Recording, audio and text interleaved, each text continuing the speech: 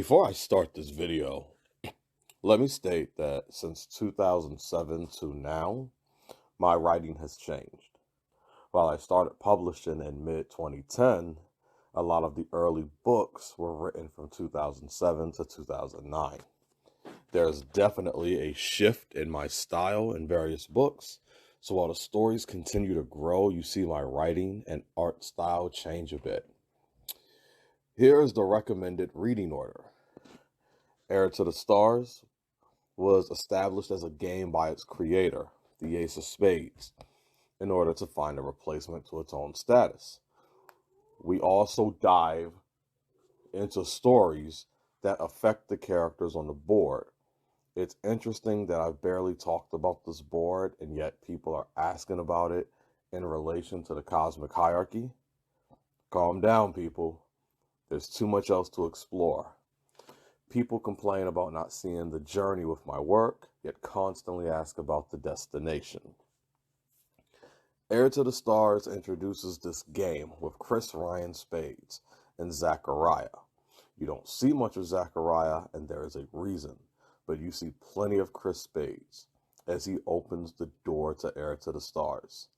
Heir to the Stars, Chris Spades, Heir to the Stars 2 are the first books. It's probably better to read them in that order.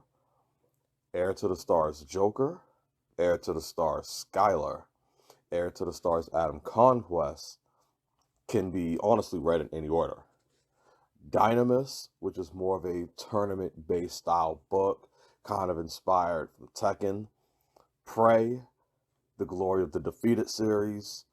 Swan Song, The Church of Necessary Evil, All World, and Heir to the Stars Overture is the first part of the series. It's like Marvel, there's phases. Heir to the Stars Overture is meant to be read last out of this bunch, but you can read any of the other titles in any order. I would actually honestly say read Swan Song before you read Heir to the Stars Overture, but yeah, you can read the others in any order.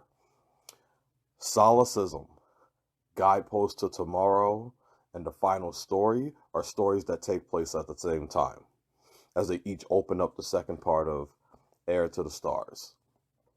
This would be phase 2.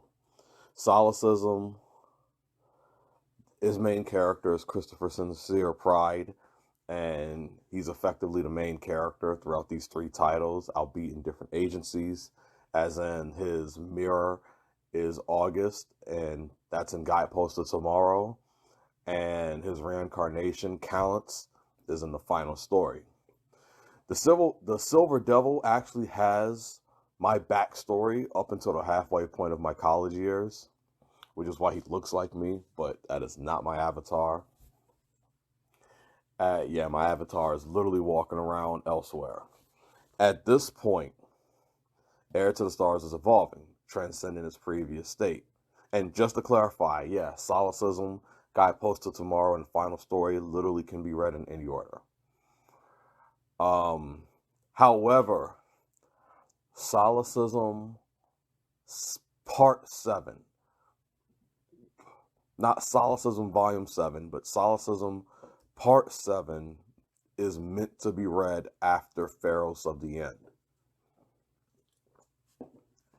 I do need to specify that. And Solecism Regenesis needs to be read after Pharos of the End. But we'll get into that. At this point, Heir to the Stars is evolving, transcending its previous state. The floors are growing, and the realms beyond them as well. The Ace of Spades doesn't play a role in this part of Heir to the Stars, which encompasses the never-ending battle, a song to sympathize with the devil, Dream's epilogue, after epilogue, and Pharos of the End. Sincere and Lamont from Solecism heavily carries the second part of Heir to the Stars, as Lamont becomes the substitute Ace of Spades. Sort of like how Ichigo from Bleach is a substitute Soul Reaper. Pharos of the End is that which concludes the second part of Heir to the Stars. You can read after epilogue after this, although it paradoxically takes place before Pharos of the End.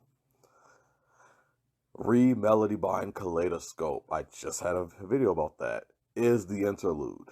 Its event is monumental, as it releases Heir to the Stars to what it should really be, introducing the new tiers and the transcendence of the realm. It introduces the cannon fodder, it introduces the significance of the weakest point of power, or the weakest point of relevant power. It opens the doors to the third part of Heir to the Stars. By this point, all of the aforementioned stories, they all take place on the fourth floor. It was a whole cosmic retcon that happened back in 2014, and it's funny how so many people don't even know this. Like Yesterday, the never-ending poem, Battlestorm, Rebirthing, and Continued Story creates the story for the third part of the Heir to the Stars. These titles operate on a higher realm than the previous Part 1 and Part 2 titles.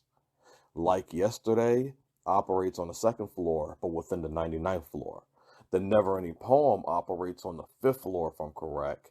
Battlestorm is on the second floor also, but within a higher floor. I just can't remember which one I put it on. Rebirthing operates beyond the floors. Continued Story operates beyond the floors. These stories, these titles, they demonstrate the imbalances of Heir to the Stars. This, in effect, leads to the conclusion Heir to the Stars 3. The cosmic set is ever transcending without end and needs to be sealed in order to maintain the mystical imbalances.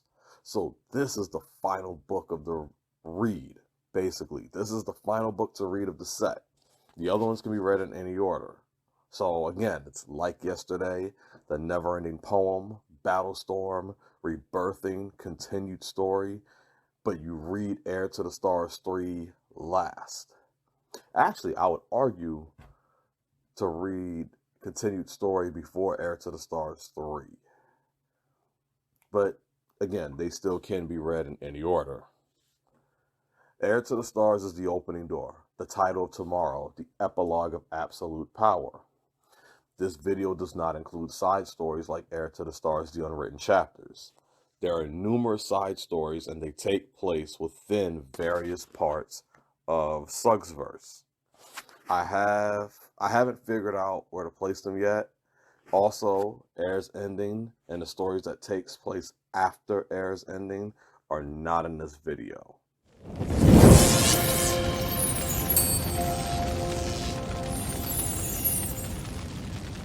Suggsverse is a series of books written and published by Lionel Suggs, officially titled Heir to the Stars. Those of you who have heard of it may know it as a work that focuses excessively on the power levels to the point of surpassing omnipotence, but even that may be an understatement. The main story begins with in-universe author and narrator, the Ace of Spades, leaving his station after creating 7 possible successors and the ensuing power struggles they face to obtain his position.